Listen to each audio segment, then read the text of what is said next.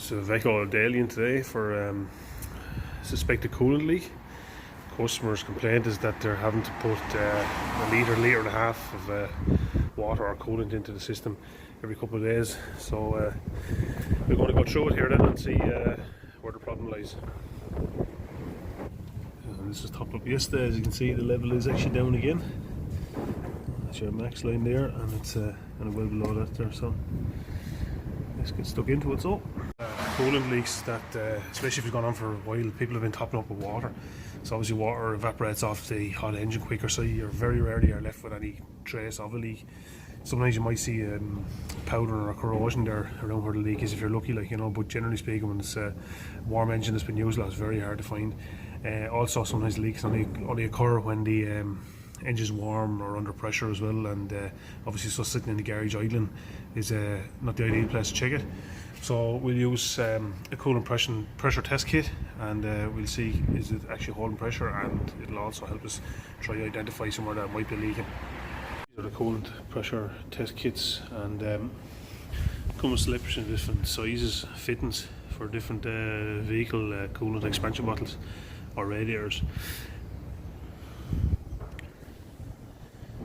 So we got an appropriate fitting adapter, and what we've done then is we've used the pump to replicate a working pressure in the system. So we're watching to see would it hold, and then as we're watching as well, if it starts to drop, we're going to have a look around there and see then are we actually seeing any leaks around the engine, because as I said, the system's under pressure now, so it's going to leak. Hopefully now it's the time when we see it.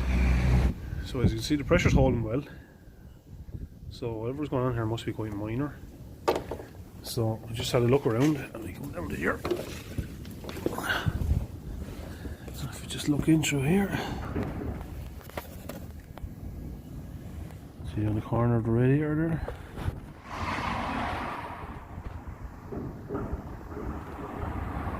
You see it there.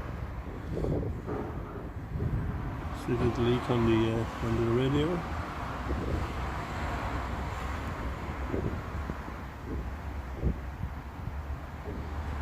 So that's our leak identified then. We'll check around as well to see if there's any other leaks around it, but also it could be, some of these leaks can be transferred from somewhere else. So say for example you could have a pipe that's leaking, and the coolant might be running down along the radiator or another pipe and dripping off somewhere completely different. So you have to be aware of that as well. But on this, in this case now, we just to finish off checking, but I can confirm that after looking at this is actually coming from the radiator. There's no pipe leak. Quite often on radiators, cause of the leak is actually down to stone chips or, you know, some sort of road debris getting in through it. As you can see in here, the radiator is quite wet along this side. So that was one of the more straightforward jobs that we do here, but as you can see, with the proper equipment and the procedure, like, it just makes the job that bit quicker and more accurate with diagnosis. If that was just left taken over in the workshop here, that might not leak at all, because it would never get under proper pressure, you know.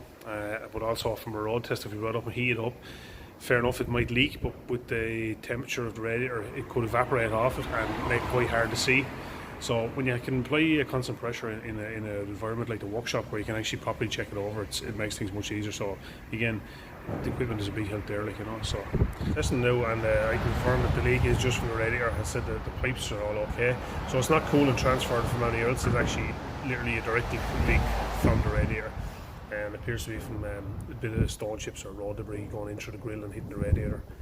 So what we can do now is we have our evidence there to say where the leak is, etc., roughly what caused it, and we can go back to the customer now and tell them what's required to make the repair, give them a price on the repairs, and get authorization and go from there. So yeah, thanks for watching.